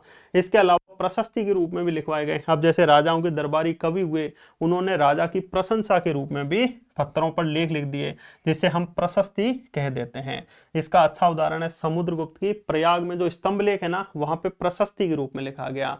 यानी जो हरिसेन है ना, हरिसेन ने समुद्रगुप्त की प्रयाग प्रशस्ति यानी प्रयाग में समुद्रगुप्त की प्रशंसाओं के बारे में हरिसेन ने लिखा, तो ये एक बेसिक हो जाएगा। इसी तरह इस तरह छोटे छोटे और भी लेख होते हैं, ठीक है, जैसे लघु शिलालेख हो जाएंगे, शिलाओं पे लेख लिखवा दिए। ठीक है, इतना बेसिक सभी को समझ में आ गया। हाँ, अब देखिए, अब अभिलेख दोस्तों आपको बेसिक समझ में आ गए होंगे। अब यदि अभिलेखों का अध्ययन करेंगे तो अभिलेखों के अध्ययन को कहते हैं एपिग्राफी। एपिग्राफी या एपिग्राफी हो जाएगा, ठीक है, एपिग्राफी या एपिग्राफी जो है, ग्राफी यानी अध्ययन, एपी यानी एपी हो जाएगा। तो अभिलेखों के अध्ययन को दोस्तों क्या कहते हैं, एपिग्राफी हो जाएगा। अभिलेखों के अध्ययन को एपिग्राफी कैसे याद रखें, तो मान लीजिए कोई अभी एक अभिलेख था दीवार पे लिखा हुआ, वहां पर हम किले पे जाके बैठ गए और हम बैठे बैठे एपी पी रहे हैं। एप्पल की आती थी एपी, APPY, तो ऐसे याद रखना, अभिलेखों के अध्ययन को दोस्तों क्या कहा जाता है, एपिग्राफी कहा जाता है। जबकि जो अभिलेखों में जो लिपियां लिखी हुई है ना, लिपियों के अध्ययन को पेलियोग्राफी कहते हैं। तो कंफ्यूज मत होना, अभिलेखों के अध्ययन को दोस्तों क्या कहते हैं, एपिग्राफी कहा जाता है, जबकि लिपियों के अध्ययन को पेलियोग्राफी कहा जाता है। अभिलेखों के अध्ययन को दोस्तों क्या कहा जाता है, एपिग्राफी कहा जाता है, जबकि याद रखना दोस्तों, लिपियों के अध्ययन को क्या कहा जाता है, पेलियोग्राफी, ठीक है। अब देखिए, ये अभिलेख हमने समझ लिए आखिरकार क्या होते हैं। तो अब बताओ सर, सबसे पहले विश्व में हमें अभिलेख हमें कहां पर देखने को मिला, तो विश्व में सबसे पहला जो अभिलेख है, सर्वाधिक प्राचीन अभिलेख जो है, ये मध्य एशिया के तुर्की नामक जगह पे, वर्तमान के तुर्की में बोगाजकोई अभिलेख हो जाएगा। कौन सा हो जाएगा, बोगाजकोई अभिलेख हो जाएगा, ठीक है। तो याद रखना, विश्व का सबसे पहला अभिलेख मध्य एशिया तुर्की में बोगाज यानी बोगरज रहा है। तो बोगाज कोई अभिलेख 1400 ईसा पूर्व का हो जाएगा। याद करो, अपनी जो वैदिक सभ्यता है वो 1500 से 600 तक चलती है, तो 1500 के बाद में 1400 आएगा या पहले आएगा, कि सर 1400 वैसे तो पहले आना चाहिए, पर यहाँ ईसा पूर्व लिखा है, इसका मतलब 1400 इधर होगा, 1500 इधर होगा, और अपन यहां से चल रहे हैं तो 1500 के बाद 1400 आएगा, ठीक है, 1500 के बाद 1400 आएगा। तो विश्व का सबसे प्राचीनतम अभिलेख कौन सा है, बोगाजकोई अभिलेख हो जाएगा। ये ध्यान रखना, 1400 ईसा पूर्व का हो जाएगा। इसमें दोस्तों एक तरह से ये शांति के लिए, मतलब क्या कहते हैं, उस समय उस जगह पे दोस्तों एक तरह से युद्ध हुआ था, युद्ध में शांति के लिए संधि हो गई थी। अब जब संधि हो गई थी तो क्या लिखा गया दोस्तों, एक अभिलेख बनवाया गया और उस अभिलेख में लिखा गया ये संधि हुई है, जिसमें इंद्र, मित्र, वरुण और नासत्य का भी नाम लिखवाया गया कि ये भी थे जब संधि की गई, ये भी थे जब संधि की गई। कौन सी संधि की गई, यहां पर जो संधि हुई थी वो संधि की गई। और ये बोगाजकोई अभिलेख कब का है, 1400 ईसा पूर्व का। इस अभिलेख को ह्यूगो विंकलर ने सोचा था, मतलब खोजा था, ठीक है, किसने खोजा था, ह्यूगो विंकलर, ठीक है, ब्लिंक कर रहा है, लड़ रहा है, ठीक है, तो ह्यूगो विंकलर जो है, इन्होंने बोगाजकोई अभिलेख जो है इसे खोजा था। और इसी अभिलेख में याद रखना, अपने जो 4 वैदिक देवता है ना, इंद्र, मित्र, वरुण और नासत्य, उनका उल्लेख मिलता है। इंद्र, मित्र, वरुण और नासत्य का उल्लेख मिलता है। और इससे समझ में क्या आता है, इससे हमें समझ में आता है कि जो ये आर्य थे ना, आर्य मतलब श्रेष्ठ जाति के लोग, ये आर्य जो है ये इधर मध्य एशिया से ही सप्त सैंधव प्रदेश में आए थे और बस गए थे। क्यों, क्योंकि जो मध्य एशिया का वो गरज रहा था, ठीक है, वो गरज रहा था। तो बोगाजकोई अभिलेख कब का हो जाएगा, 1400 ईसा पूर्व का। और इसी बोगाजकोई अभिलेख जो है, हमें इससे 4 वैदिक देवताओं की जानकारी मिलती है, इंद्र, मित्र, वरुण और नासत्य, ठीक है। इंद्र, मित्र, वरुण और नासत्य की जानकारी हमें इसी बोगाजकोई अभिलेख से मिलती है, हमें इसी बोगाजकोई अभिलेख से मिलती है इंद्र, मित्र, वरुण और नासत्य की जानकारी। और यही विश्व का सबसे पहला दोस्तों क्या हो जाएगा, अभिलेख हो जाएगा, ठीक है। हाँ, अब आइए अपने भारत में अशोका के अभिलेख जो है वो सबसे पहले हैं। अब आप कहोगे सर, अशोका से पहले मौर्य वंश के चंद्रगुप्त मौर्य हुए, उससे पहले दोस्तों नंद वंश हुआ, उससे पहले याद रखना शिशुनाग वंश हुआ था, उससे पहले हर्यक वंश हुआ, वैदिक सभ्यता हुई, हड़प्पा सभ्यता के समय में भी तो कुछ ना कुछ लेख लिखे गए होंगे, हाँ, पर व्यवस्थित तरीके से हम बात करें तो सबसे पहले भारत में अभिलेख मिलते हैं अशोका के। व्यवस्थित तरीके से हम बात करें तो अशोका के अभिलेख जो है भारत में हमें सबसे पहले देखने को मिलते हैं। ठीक है, तो याद रखना भारत में सबसे प्राचीन अभिलेख किसके हैं, अशोका के हो जाएंगे, जो कि 300 ईसा पूर्व के लगभग हमें देखने को मिलेंगे। ठीक है, तो याद रखना 300 ईसा पूर्व के आसपास हमें अशोका के अभिलेख जो है ये देखने को मिल जाएंगे। ठीक है, हाँ अब दोस्तों अशोका ने अभिलेख तो उस समय बनवा दिए थे जिस समय जब हम मौर्य वंश पढ़ेंगे, पर अब अंग्रेजों ने दोस्तों वही खोज जारी रखी तो याद रखना जोसेफ टिफिन थैलर ने 1750 में अशोका के अभिलेखों को खोजा। इधर दिल्ली मेरठ के आसपास नामक जगह से अशोका के अभिलेखों को किसने खोजा दोस्तों, जोसेफ टिफिन थैलर। ऐसे याद रखो कि जोसेफ जो है ना, साफ सफाई उसने अपने बैग की कर ली और स्कूल जा रहा था तो अपने थैले में टिफिन रख के ले जाएगा कि नहीं, आप भी तो ले जाते होंगे ना। तो जोसेफ अपने थैले में टिफिन रख के ले जा रहा, इतने में देखता अरे ये क्या है, अशोक का अभिलेख। तो अशोक के अभिलेखों को सबसे पहले 1750 में किसने खोजा, जोसेफ टिफिन थैलर ने। 1750 वही समय है जिस समय अंग्रेज मजबूत हो रहे हैं, 1757 प्लासी का युद्ध, उससे पहले की बात है। ठीक है, तो ये याद रखना जोसेफ टिफिन थैलर जो है इन्होंने अशोका के अभिलेखों को खोजा था। अब ये अशोका के ये जो अभिलेख हैं ये कोई ना कोई भाषा में लिखे होंगे ना। अभिलेख मतलब समझ रहे हो ना, पता चले अभिलेख ही नहीं समझ रहे। अभिलेख मतलब वही दीवार या चट्टान पे साफ सफाई करके कुछ ना कुछ लेख लिख दिए गए। ये हमने लेख लिख दिए सारे। तो अशोका ने जो ये लेख लिखे थे ये कोई ना कोई भाषा में लिखे होंगे ना, तो याद रखना ये प्राकृत भाषा में लिखे गए। तो अब आप कहोगे सर लिपि कौन सी थी, तो ये ब्राह्मी लिपि थी। कौन सी लिपि थी, ब्राह्मी लिपि थी। ठीक है, ब्राह्मी लिपि हो जाएंगे। अशोक के ज्यादातर जो अभिलेख है ना दोस्तों, ये जो लिखने की शैली है ना वो ब्राह्मी लिपि थी। इसी ब्राह्मी लिपि से आगे जाके देवनागरी लिपि का विकास हुआ था। तो अशोक के जो अभिलेख हैं उनमें से याद रखना भाषा तो प्राकृत है, पर अशोक के अभिलेख जगह के अनुसार लिखे गए, जहां पर जैसे लोग हैं उस अनुसार। जैसे ऑलमोस्ट अपने भारत में अशोक के अभिलेख जो है वो ब्राह्मी लिपि में लिखे गए। किसमें लिखे गए दोस्तों, ब्राह्मी लिपि में हो जाएगा। परंतु इधर पाकिस्तान में शाहबाजगढ़ी और मानसेहरा जो है, याद रखना वो जो अशोक के अभिलेख लिखे गए वो खरोष्टी लिपि से हो जाएंगे, खरोष्टी लिपि में हो जाएंगे। भाषा प्राकृत है। देखो यहाँ पर उर्दू वगैरह ज्यादा चलती है वर्तमान में तो, पर उस समय ऐसा नहीं था। उस समय यहाँ थोड़ी लिपि अलग थी। यहाँ पे जो ये ब्राह्मी लिपि है ना, ये बाएं से दाएं की तरफ ऐसे लिखी जाती है, पर ये जो खरोष्टी लिपि है इसमें दाएं से बाएं लिखा जाता है, ऐसे उर्दू की तरह। ठीक है, तो अशोक के अभिलेख जो है ज्यादातर भारत में प्राकृत भाषा और ब्राह्मी लिपि में मिले, परंतु पाकिस्तान साइड जो शाहबाजगढ़ी मानसेहरा जो है ये खरोष्टी लिपि में लिखे गए। अफगानिस्तान साइड जो है ये अरमाइक लिपि में लिखे गए थे। यानी अशोक के अभिलेख अलग अलग लिपियों में हमें देखने को मिले हैं। तो भाषा प्राकृत लिपि ब्राह्मी खरोष्टी और अरमाइक लिपि हो जाएगा। ठीक है, इतना समझ में आ गया।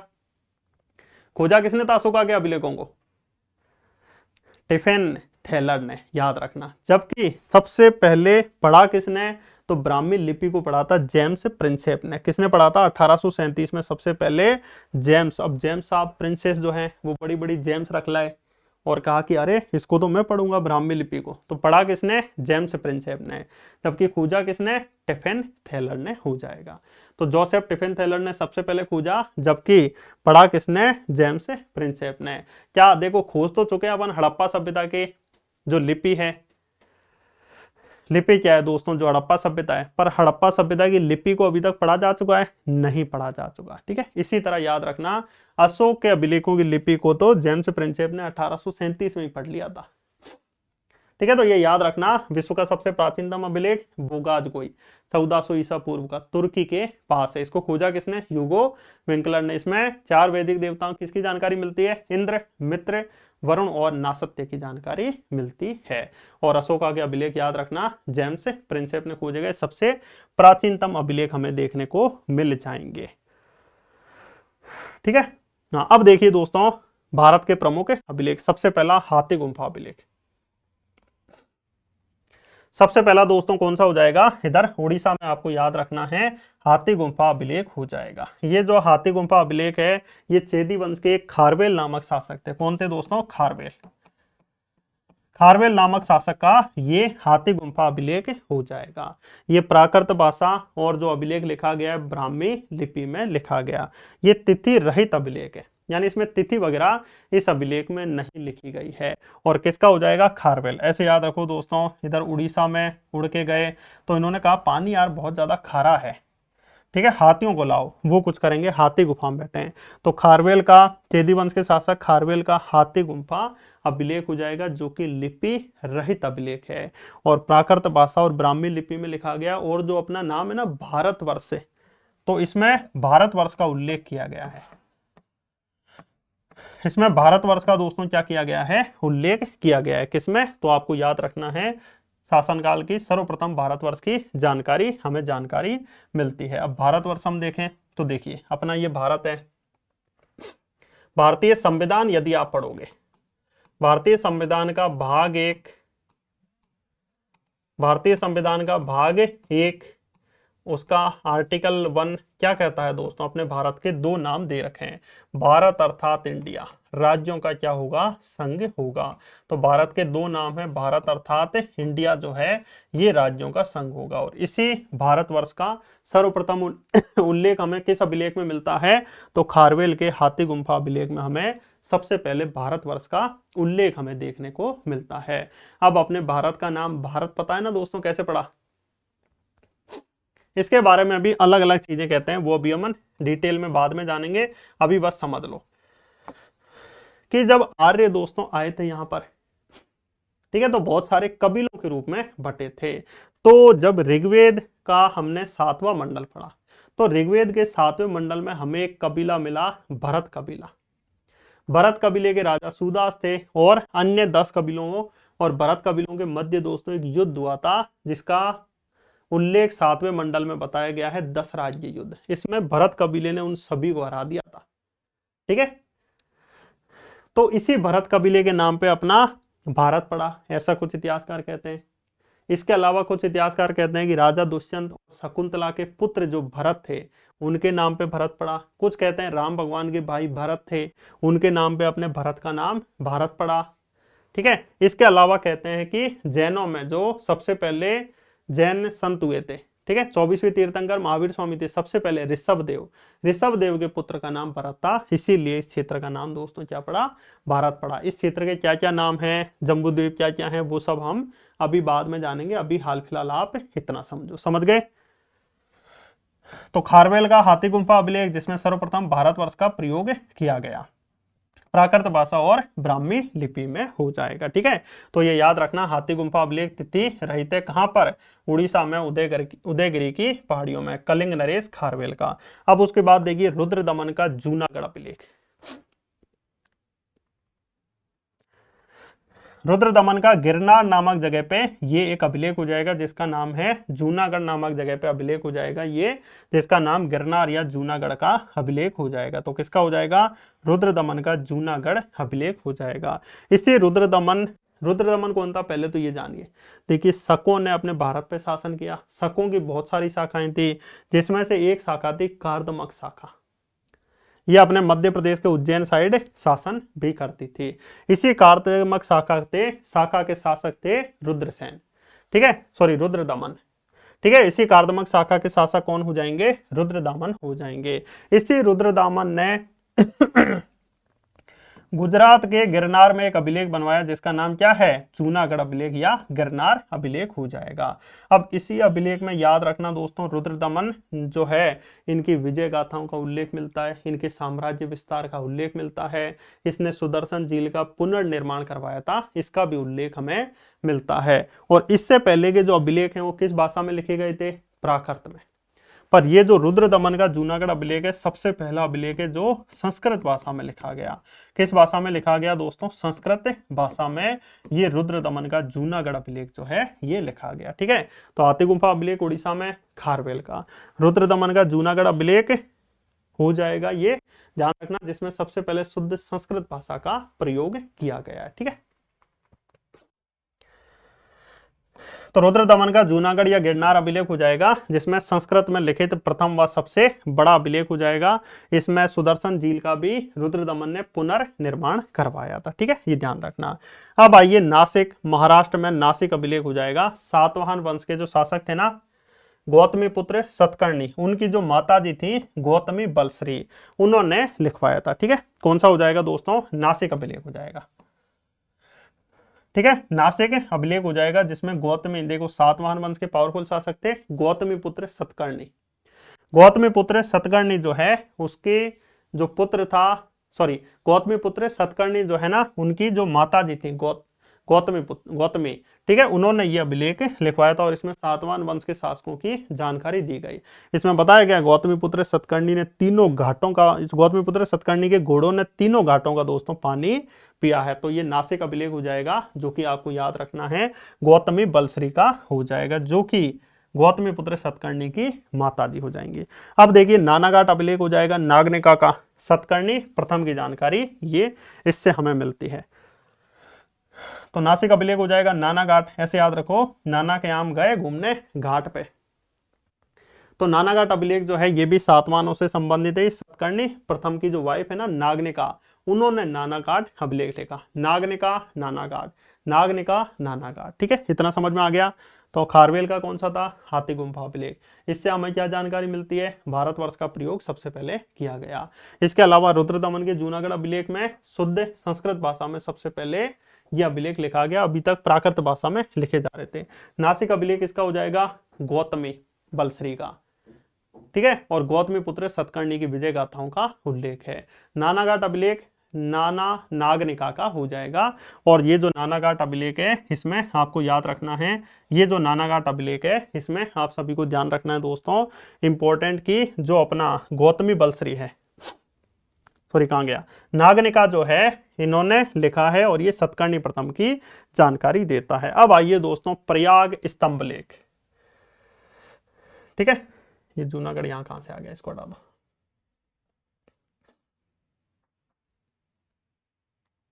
रुकना जरा, हाँ ये जूनागढ़, हाँ भीतरी स्तंभ और जूनागढ़, इसको हटा दो अभी। हाँ तो अब देखिए दोस्तों, भीतरी स्तंभ लेख हो जाएगा जूनागढ़, ये यही वाला है, इसको क्रॉस कर दो, हटाओ। हाँ अब देखिए दोस्तों, भीतरी स्तंभ लेख हो जाएगा। अब स्कंदगुप्त, जो गुप्त वंश का शासक हुआ ना स्कंदगुप्त, उसका भीतरी स्तंभ लेख हो जाएगा।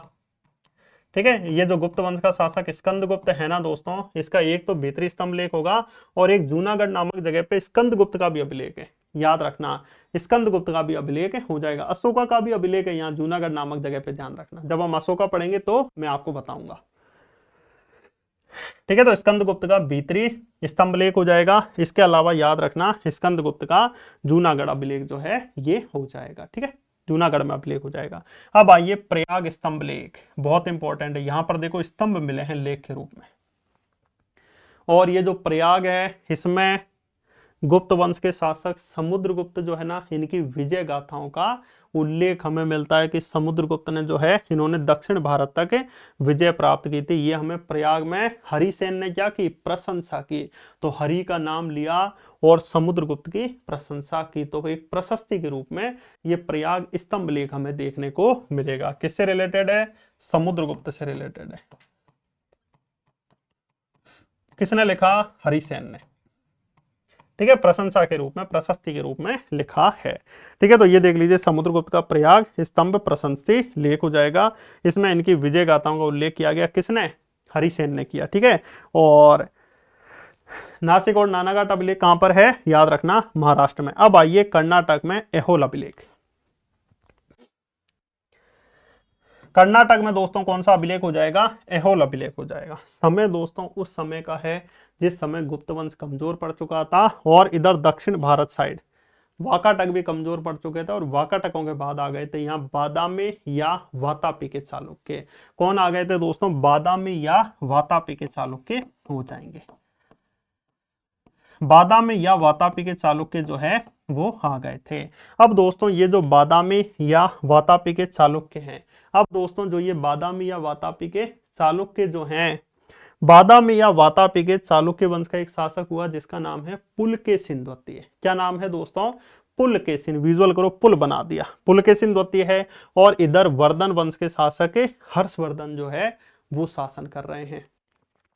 अब ये जो एहोल अभिलेख है ना, ये भी एक प्रशस्ति के रूप में लिखा गया। रवि यानी सूर्य की किरणें पड़ी, तो याद रखना वातापी के चालुक्य शासक पुलकेशिन द्वितीय के प्रशंसा के रूप में रवि कीर्ति ने ये एहोल अभिलेख लिखा है। रवि कीर्ति ने ये एहोल अभिलेख लिखा है, और इसी एहोल अभिलेख में हर्षवर्धन और पुलकेशिन द्वितीय के मध्य जो नर्मदा नदी के तट पर दोस्तों युद्ध हुआ था, जो नर्मदा नदी के तट पर युद्ध हुआ था, इस युद्ध की जानकारी हमें देखने को मिलेगी।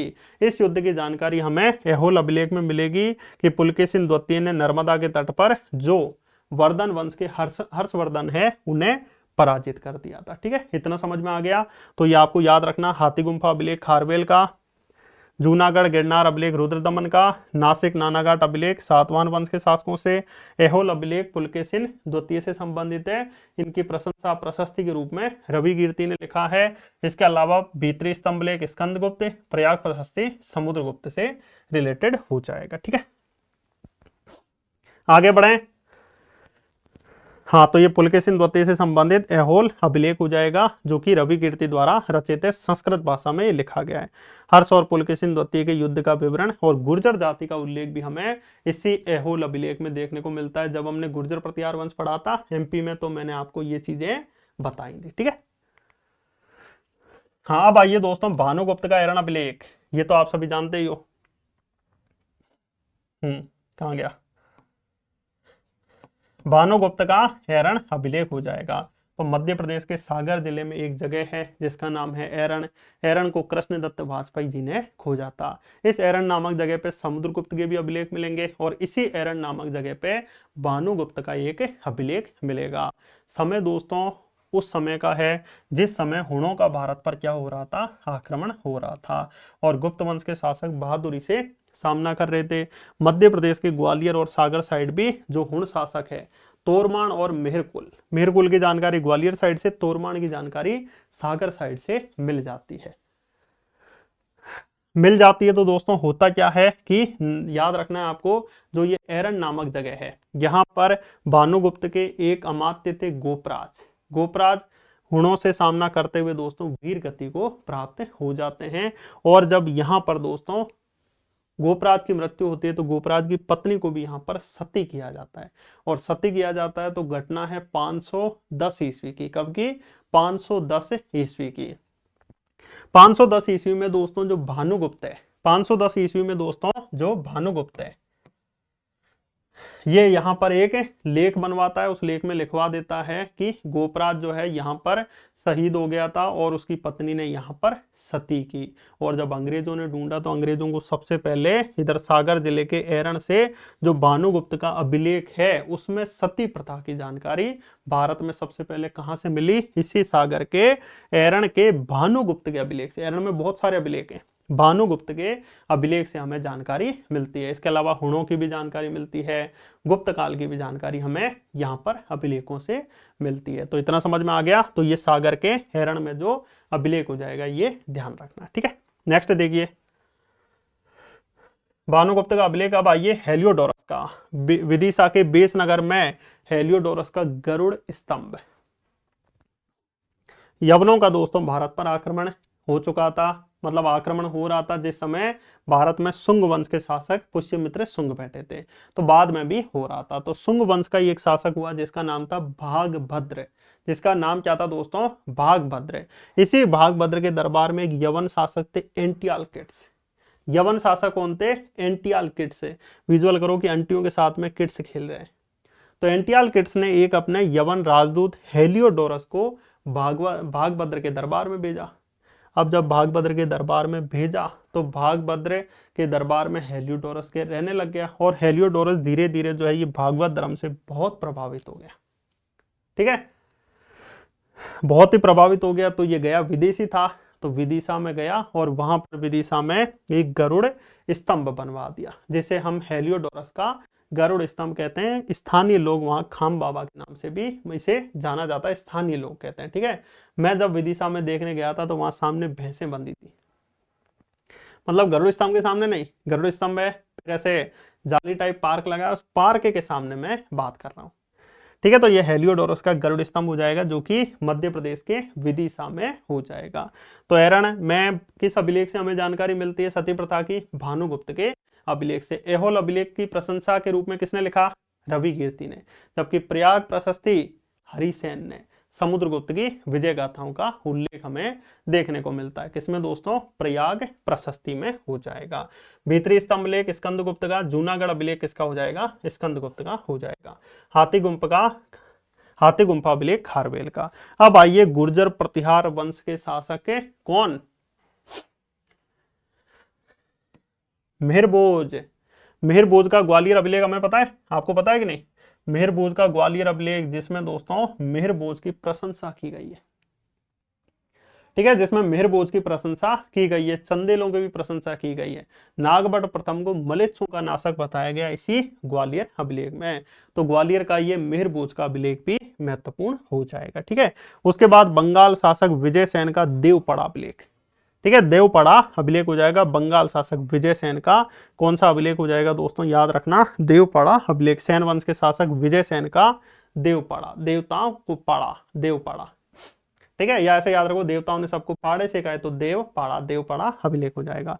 फिर आइए ओलिकर शासकों का मंदसौर अभिलेख। मध्य प्रदेश के मंदसौर में ओलिगर वंश के शासकों के बहुत सारे अभिलेख हमें देखने को मिल जाएंगे।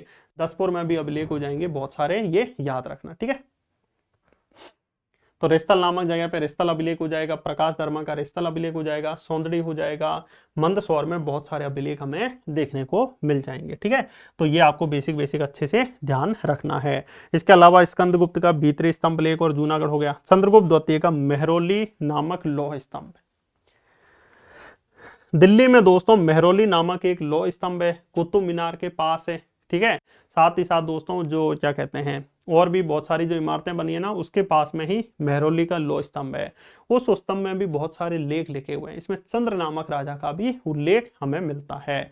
और चंद्र नामक राजा के उल्लेख में जानकारी क्लियर तो नहीं मिलती, पर माना जाता है कि ये चंद्र वही चंद्रगुप्त द्वितीय, जिन्हें हम विक्रमादित्य के नाम से जानते हैं, वो ही हो जाएंगे। ठीक है, क्या हो जाएंगे? वो ही हो जाएंगे। तो दिल्ली के मेहरौली नामक अभिलेख जो है, उससे भी हमें चंद्रगुप्त द्वितीय की जानकारी मिलती है। अरे इसको मिटाल क्यों रहा हूं मैं। ठीक है, तो ये थोड़ा थोड़ा समझ में आ गया। ये भीतरी स्तंभ लेख जूनागढ़ जो लिखा है, ये वाला अभिलेख है, मतलब जूनागढ़ नामक जगह पे स्कंदगुप्त का भी अभिलेख है। फटाफट बताइए दोस्तों कि हर्षवर्धन और पुलकेशिन द्वितीय के मध्य युद्ध की जानकारी हमें कौन से अभिलेख से मिलती है? बताओ।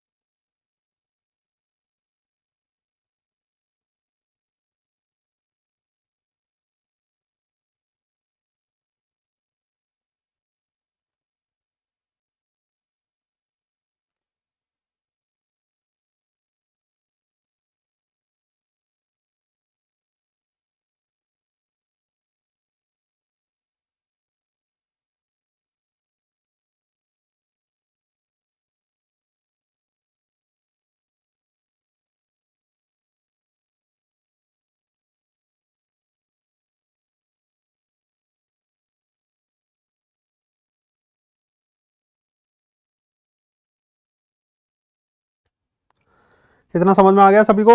फटाफट देख लीजिए। तो एवल अभिलेख हो जाएगा, जिससे हमें किसकी जानकारी मिलती है? पुलकेशिन द्वितीय और हर्षवर्धन के मध्य जो युद्ध हुआ था। तो ये पुरातात्विक साक्ष्यों में अभिलेख हो जाएंगे। अब अभिलेखों के बाद आइए दोस्तों, क्या? स्मारक, भवन और मंदिर हो जाएंगे। ठीक है, अब बहुत सारे राजाओं ने अपने कुछ स्मारक बना रखे थे, तो वो सभी स्मारक में आ जाएंगे। फिर उसके बाद देखिए भवन। भवनों की हम बात करें तो जो सिंधु घाटी सभ्यता है, उसमें भवन निर्माण की कला बहुत ही सुदृढ़ हमें देखने को मिली है।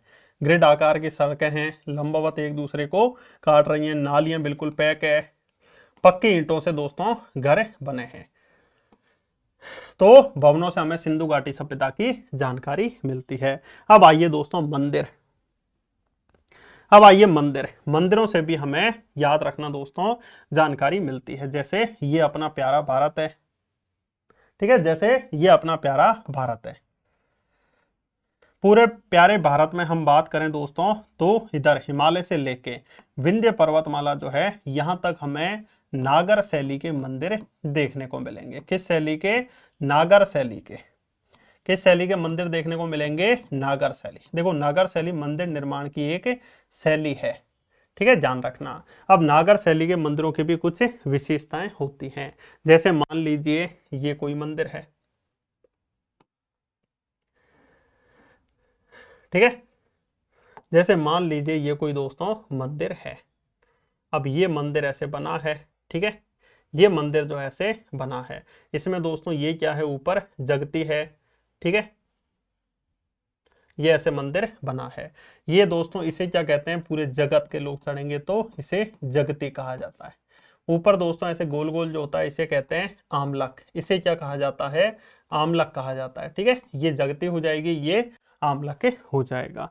उसके बाद देखिए दोस्तों ये आमलक, अब जहां पर ये गर्भगृह होता है ना, ये यहां पे होता है, गर्भगृह यहां पर होता है। इधर बीच में प्रदक्षिणा पथ हमें देखने को मिलेगा नागर शैली के मंदिरों में। ऊपर दोस्तों ये शिखर हमें देखने को मिलेगा, इसे शिखर कहते हैं, इसे शिखर कहते हैं। ये गर्भगृह हो जाएगा, ये आमलक हो जाएगा, ये मंडप, अर्ध मंडप, महामंडप हो जाएगा। ये हमें जगती देखने को मिल जाएगी। तो ये पूरा नागर शैली का मंदिर हो जाएगा, ठीक है, ध्यान रखना। अब आइए द्रविड़ शैली।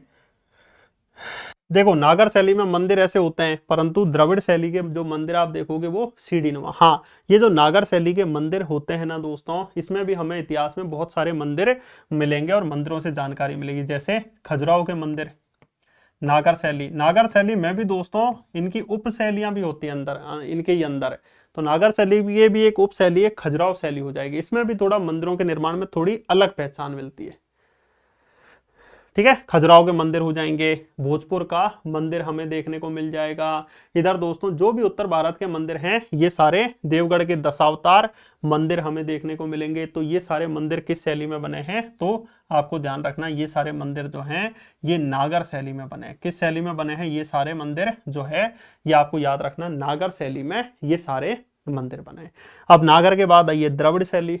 द्रविड़ शैली में जो मंदिर होते हैं वो सीढ़ी नुमा बनते हैं, चार दीवारी होती है, बाहर गोपुरम होता है, बड़ा सा द्वार होता है। ये देखो यहाँ बड़ा सा द्वार है, पर नागर शैली के मंदिरों में ऐसा द्वार नहीं होगा। तो आपको सीढ़ी नुमा कोई मंदिर मिल जाए, गोपुरम मिल जाए, मंदिर के चारों तरफ दीवारी मिल जाए, मंदिर के अंदर ही तालाब मिल जाए, तो समझ जाना वो मंदिर द्रविड़ शैली के हैं, ठीक है। तो इधर कृष्णा नदी से लेके कन्याकुमारी तक द्रविड़ शैली के मंदिर, और विंध्याचल से कृष्णा नदी तक जो है ये बेसर शैली के मंदिर हैं। तो नागर शैली, द्रविड़ शैली, बेसर शैली। ये जो बेसर शैली है इसके मंदिर आपको ध्यान रखना है दोस्तों, इंपॉर्टेंट, नागर शैली और द्रविड़ शैली के मिश्रण रूपी देखने को मिलेंगे हमें मंदिर, ठीक है।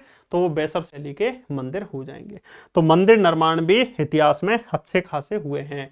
चाहे हम पल्लव वंश की बात करें, चाहे हम चोल वंश की बात करें, तो दक्षिण भारत में मंदिरों का निर्माण हुआ है। और उत्तर भारत में हम मालवा के परमार, बुंदेलखंड के चंदेल, कलचुरी, इसके अलावा दोस्तों गुप्त काल, इनके समय में बहुत सारे मंदिरों का क्या हुआ है? निर्माण हुआ। और इससे भी हमें इतिहास की क्या मिलती है? जानकारी मिलती है। इतिहास की जानकारी मिलती है ना कि इस तरह के मंदिर बने थे। मंदिरों में भी कुछ जानकारी हमें मिलती है कि अच्छा इस समय इस तरह का ये विकास था, ठीक है। तो स्मारक, भवन और मंदिर भी याद रखना दोस्तों, इतिहास को जानने का एक प्रमुख स्रोत हो जाएगा, ठीक है। आगे बढ़ें। हाँ, अब आइए सिक्के। सिक्के तो दोस्तों सभी भारतीय राजाओं ने चलवाए थे, चाहे चांदी के हों, तांबे के हों, सोने के हों, शीशे के हों, सब तरह के दोस्तों सिक्के जो है ये हमें देखने को मिले। यानी प्रत्येक भारतीय राजा हुआ, इनके पास अच्छा खासा टकसाल होता था और ये सिक्के अपने यहाँ गढ़वाते थे और इनके यहाँ सिक्के चलते थे। सिक्कों से भी पता चल जाता था कि राजा का साम्राज्य कितना है। जैसे अपने भारत में गांधी जी का नोट वाला नोट या सिक्के चलते हैं, अब पाकिस्तान में दोस्तों कौन से चलेंगे नोट? जिन्ना वाले। तो इससे समझ में आ जाएगा अच्छा यहाँ तक साम्राज्य भारत का रहा, उधर फिर भविष्य में कोई ढूंढना चाहे तो। इसी तरह राजा महाराजाओं से रिलेटेड सिक्के हमें पता चलते, राजा महाराजाओं के जो भी ऐशो आराम वाली चीजें हैं वो भी हमें पता चलती, क्योंकि राजा फिर अपने उसी तरह की आकृति सिक्के जो है उनमें बनवा देंगे, ठीक है। तो सिक्कों के अध्ययन को क्या कहा जाता है? न्यूमिस्मेटिक्स। न्यूमिस्मेटिक्स से। अच्छा, अभिलेखों के अध्ययन को क्या कहा जाता है? एपिग्राफी। जबकि लिपियों के अध्ययन को पैलियोग्राफी कहा जाता है। अभिलेखों के अध्ययन को एपिग्राफी, लिपियों के अध्ययन को पैलियोग्राफी, सिक्कों के अध्ययन को न्यूमिस्मेटिक्स। ऐसे याद रखो, न्यू यानी नई, एक मिस थी, ठीक है, जिसने मैट्रिक्स कर ली। अब हमने कहा आ जाओ घूमने चलते हैं, सिक्के हैं मेरे पास, तो याद रखना न्यूमिस्मेटिक्स हो जाएगा। क्या हो जाएगा? न्यूमिस्मेटिक्स हो जाएगा। ठीक है, न्यूमिस्मेटिक्स जो है ये हो जाएगा। तो सिक्कों के अध्ययन को दोस्तों क्या कहा जाता है? न्यूमिस्मेटिक्स हो जाएगा। सिक्कों के अध्ययन को क्या कहा जाता है? न्यूमिस्मेटिक्स हो जाएगा। ये ध्यान रखना। समझ में आ गया? तो जो सिक्के हैं ये आपको याद रखना है, सिक्कों के अध्ययन को क्या कहा जाता है? न्यूमिस्मेटिक्स हो जाएगा। सिक्कों के अध्ययन को क्या कहा जाता है? न्यूमिस्मेटिक्स हो जाएगा। अब देखिए, सिक्कों में हम बात करें तो जो प्राचीन काल में जो सिक्के चलते थे ना, उसे आहत सिक्के कहा गया। ठीक है, प्राचीनतम जो सिक्के थे उसे आहत सिक्के कहा गया या पंचमार्क। इन सिक्कों में अलग अलग तरह के दोस्तों मार्क होते थे, कुछ पानी, मछली, इस तरह के दोस्तों मार्क हमें प्राचीनतम सिक्कों में मिले, जिन्हें हम आहत सिक्के या पंचमार्क, पांच पांच मार्क होते थे, पंचमार्क सिक्के जो है कहा गया। प्राचीनतम सिक्के तांबे, चांदी, सोना, सीसा, इन सभी धातुओं के दोस्तों क्या होते थे? सिक्के हमें देखने को मिले हैं। ठीक है, तो सर्वप्रथम सिक्कों की हम बात करें तो सबसे पहले सिक्कों पर लेख, शुरुआत में सिक्कों पर लेख वगैरह नहीं होता था, यही कुछ मार्क वगैरह लगा दिए जाते थे। पर सबसे पहले यवनों ने जो सिक्के हैं ना उन पे लेख लिखवाए थे। सबसे पहले किसने लिखवाए थे? सबसे पहले याद रखना, यवनों ने सिक्कों पर लेख लिखवाए थे। अब जब जैसे ही दोस्तों मौर्य काल कंप्लीट हुआ, तो मौर्य काल के बाद शुंग, कण्व, सातवाहन आए ना, तो इन समय सबसे ज्यादा सिक्के जो है ये चलने लग गए। तो सर्वाधिक सिक्के जो है ये मौर्योत्तर काल में जो है ये बनने लग गए थे। तो इससे हमें समझ रहे हैं वस्तु विनिमय की बजाय अब दोस्तों सिक्कों से दोस्तों क्या हो रहा है? व्यापार हो रहा है। और सिक्कों से हमें शासकों की भी जानकारी मिल रही है, उनका रहन सहन, उनका तरीका, किस तरह के टकसाल थे, कहां तक उनका साम्राज्य फैला हुआ था। ठीक है, तो सर्वाधिक सिक्के मौर्योत्तर काल में बने थे। गुप्त काल में याद रखना सर्वाधिक सोने के सिक्के मिले।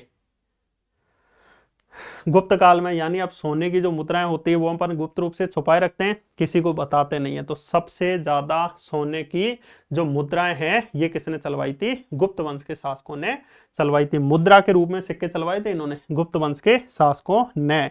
जबकि शुद्ध सोने के सिक्के सबसे पहले जो कुषाण वंश के शासक थे ना, विम कैडफिसिस, उन्होंने चलवाए। देखो, कुषाण विदेशी था, चीन का एक यूचिया टोकराइंस कबीला था, वो दोस्तों भारत आया था। और कुषाण वंश के शासक विम कैडफिसिस, संस्थापक थे कुजुल कैडफिसिस, फिर हुए विम कैडफिसिस से। इसी विम कैडफिसिस ने दोस्तों क्या किया था? इसी विम कैडफिसिस ने शुद्ध सोने के सिक्के चलवाए थे। तो गुप्त शासकों ने सर्वाधिक सोने की मुद्राएं चलवाई, जबकि शुद्ध सोने के सिक्के जो है ये याद रखना कुषाण शासकों ने चलवाए। अब समुद्रगुप्त जो है इसकी हमें वीणा बजाते हुए भी सिक्के मिलते हैं, कि समुद्रगुप्त ऐसा है, वीणा बजा रहा है हाथ में सिक्का। इससे हमें पता चलता है कि समुद्रगुप्त जो है वो संगीत प्रेमी भी था। क्या था दोस्तों? समुद्रगुप्त जो है ये संगीत प्रेमी भी हो जाएगा। इसके अलावा अब आगे देखिए और सिक्के। यूनानी शासक थे ना, यूनानी शासक मिनांडर के नाम से भी इन्होंने सिक्के चलवाए थे। सबसे ज्यादा स्वर्ण सिक्के गुप्त शासकों ने मुद्रा के रूप में चलवाए थे। शीशे के सिक्के किसने चलवाए थे? सातवाहन वंश के शासकों ने। देखो, ऐसा कोई जरूरी नहीं है कि सातवाहन वंश के शासकों में शीशे के सिक्के ही चलेंगे, शीशे के अलावा भी चलते थे। पर सबसे ज्यादा शीशे, शीशे मतलब ये नहीं है कांच वाला, शीशा हो या दिल हो आखिर टूट जाता है। शीशा मतलब ये नहीं है शीशे के सिक्के थोड़ी चलवाएंगे तो टूट ही जाएंगे एंड टू एंड। लेड के सिक्के चलवाए थे। तो ऐसे विजुअल करो, 7-7 वाहनों के शीशे टूटेंगे, तो सातवाहन वंश के शासकों ने शीशे के सिक्के जो है लेड के सिक्के चलवाए थे। मिनांडर, यूनानी शासकों ने मिनांडर नाम से सिक्के चलवाए, जो आया था मिनांडर। तांबे के सिक्के सबसे ज्यादा कुषाण शासकों ने चलवाए थे। ठीक है, अश्वमेध यज्ञ के सिक्के जो है समुद्रगुप्त ने, याद करो समुद्रगुप्त ने बहुत सारे अश्वमेध यज्ञ भी करवाए, तो समुद्रगुप्त ने वीणा बजाते हुए अश्वमेध यज्ञ के सिक्के भी चलवाए। सोने के सिक्के ही चल रहे थे। पर इसी गुप्त काल में जो चंद्रगुप्त द्वितीय हुआ ना, इन्होंने सबसे पहले शकों के शासक रुद्रसेन तृतीय को पराजित करके चांदी के सिक्के चलवाए थे। ठीक है। तो अश्वमेध यज्ञ के सिक्के जो है ये समुद्रगुप्त ने चलवाए। चंद्रगुप्त द्वितीय ने चांदी और विवाह प्रकार के सिक्के भी चलवाए थे। अब आइए दोस्तों, अब उसके बाद आगे बढ़ते हैं अपन यवनों क्या, अरबों का आक्रमण मोहम्मद बिन कासिम का हुआ। फिर तुर्कों का आक्रमण हुआ महमूद गजनबी का। और महमूद गजनबी ने जो अपने सिक्के चलवाए थे ना, उसमें संस्कृत भाषा का उल्लेख किया। सोचो, महमूद गजनबी एक तुर्क आक्रमणकारी, और इसने अपने सिक्कों में संस्कृत भाषा का दोस्तों क्या किया था, उल्लेख किया था। मोहम्मद गौरी ने अपने सिक्कों में लक्ष्मी जी का चित्र अंकित करवाया था।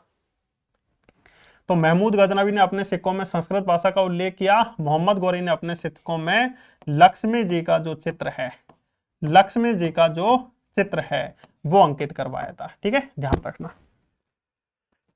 इसके अलावा दोस्तों जो अकबर है, मुगल शासक अकबर जो है, इन्होंने राम सीता की प्रतिमा के सिक्के चलवाए थे। मुगल शासक जो अकबर है, इन्होंने राम भगवान और सीता माता की प्रतिकृति के सिक्के चलवाए। संस्कृत का उल्लेख अपने सिक्कों में किसने किया, महमूद गजनवी, जो कि एक तुर्क आक्रमणकारी था।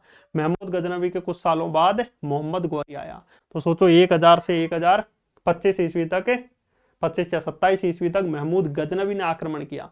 फिर 1175 में मोहम्मद गौरी आया। तो इन्होंने संस्कृत, इन्होंने लक्ष्मी जी, और इन्होंने जो अकबर है उन्होंने राम सीता प्रकार के सिक्के चलवाए। जहांगीर ने अपनी पत्नी के साथ भी दोस्तों क्या किया था, सिक्के चलवाए थे।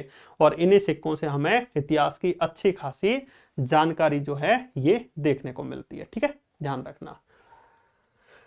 आप सिक्कों के बाद देखिए दोस्तों मूर्तियां। सिक्कों के बाद हम बात करें दोस्तों, मूर्तियों की बात करें, तो मूर्तियों की हम बात करें तो जो हड़प्पा सभ्यता है, हड़प्पा सभ्यता के मोहनजोदड़ो से कांस्य की मूर्ति हमें देखने को मिलती है। ठीक है, कांस्य की मूर्ति जो है वो हमें देखने को मिलती है, इसीलिए नर्तकी करती हुई मूर्ति मिलती है, याद करो। ठीक है, तो मूर्ति हो जाएगी, ये याद रखना, मोम से बनती थी ये मूर्ति। बनती कैसे थी, जैसे मान लीजिए दोस्तों एक कोई मोम का ढांचा बनाया, अब इस ढांचे में पूरी डिजाइन दे दी। डिजाइन देके क्या करते थे, मोम को मिट्टी से लेप कर देते थे। पहले मिट्टी के लेप का बनाते, फिर उसके ऊपर मोम लगाते, फिर डिजाइन करते, और फिर डिजाइन करने के बाद वापस मिट्टी का लेप लगा लेते।